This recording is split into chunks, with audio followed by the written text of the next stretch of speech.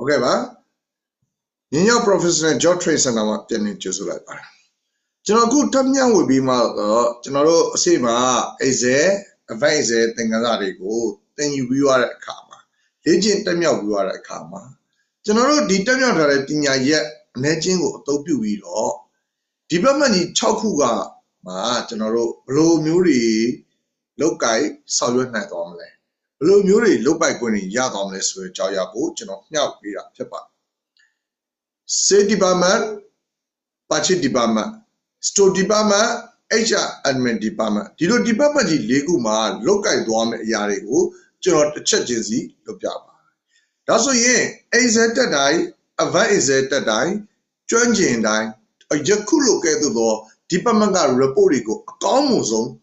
ထုတ်ပြနိုင်မလားလုပ်ပြနိုင်မလားနော်ဆိုတာမကျိန်းသေးပါဘူး why ဘာကြောင့်လဲဒီလို report တွေထုတ်လုပ်ဖို့ဆိုရင်ကျွန်တော်တို့အနေနဲ့ creation thinking တွေကောင်းဖို့လိုတယ်လိုချင်တဲ့ need ကိုလိုချင်တဲ့အရာကို create လုပ်ဆောက်တတ်ဖို့အဲ့လိုလုပ်ဆောက်တတ်ဖို့အတွေးလိုတယ်အဲ့ဒီအတွေးနေနဲ့တူကျွန်တော်တို့ရဲ့ Advanced Excel function တွေဟိုအသုံးပြုပြီးတော့ကျွန်တော်တို့ဒီ department ကြီး၄ခုမှာထုတ်ယူလို့ရပါတယ်ဆိုရင် report တွေကိုကျွန်တော်သင်ကြားတော့မှာဖြစ်တယ်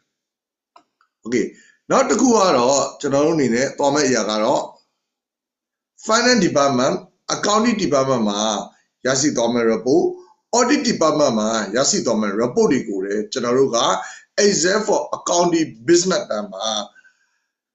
Excel function တွေကိုအသုံးပြုပြီးတော့လွယ်လွယ်တကူထုတ်နိုင်အောင်အကောင်းမှုဆုံးသောเนาะတိဆောက်ရမယ့် creative thinking တွေကိုကျွန်တော်အနေနဲ့သင်ကြားပြသပြီးတော့လက်တွေ့ကြလွတ်ဆောက်သင်ကြားမျှဝေပြီးတော့မှာပဲဖြစ်ပါတယ်ယခုကဲ့သို့သောသင်ခန်းစာကောင်းအောင်များစွာကို